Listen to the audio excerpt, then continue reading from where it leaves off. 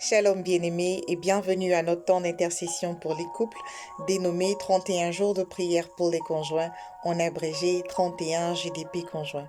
Je suis Marianne Asonvo-Nguessan, initiatrice de ce temps et c'est toujours avec beaucoup de plaisir que je partage les capsules chaque jour avec vous. Nous sommes au jour 22 et notre thème du jour c'est la pureté. Notre texte biblique est tiré de 2 Timothée 2, le verset 21 et je lis.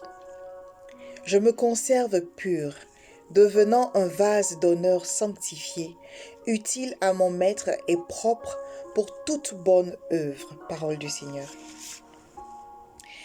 Par définition, la pureté est la qualité de ce qui est sans défaut, sans altération, sans souillure ni tache morale.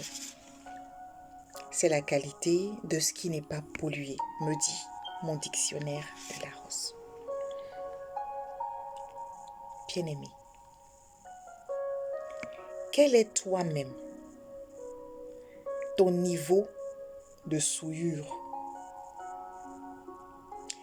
Est-ce que tu es propre?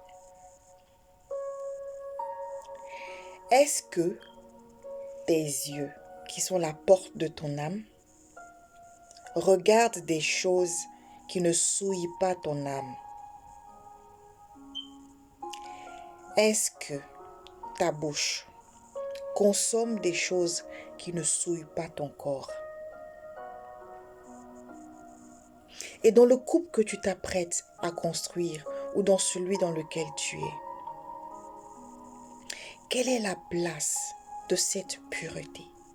Pureté du regard, pureté de l'écoute, pureté de la parole, pureté de ce que vous consommez. Qu'est-ce que tu laisses entrer dans ton couple?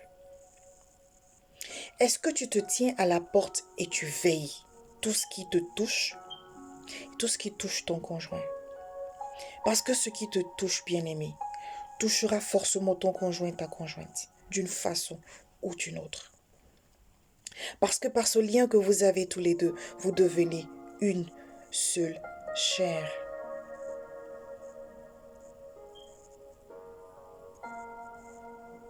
Qu'est-ce qui pour toi constitue la pureté?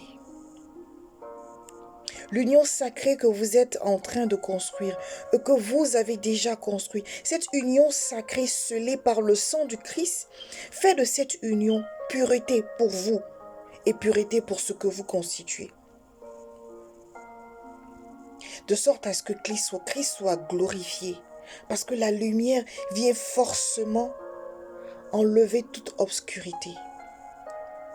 Et cette lumière-là, qui est en vous et qui réjaillit dans ce que vous êtes en train de construire, cette lumière-là, l'intensité ne doit pas faiblir. Et comment ensemble vous faites en sorte que l'intensité de la lumière qui éclaire, qui rend pur, reste ferme, de sorte à ce que vos vies individuelles soient touchées et votre couple par ricochet. Voilà ce que je voulais partager avec toi aujourd'hui. Et toi, qu'en penses-tu? Shalom chez toi.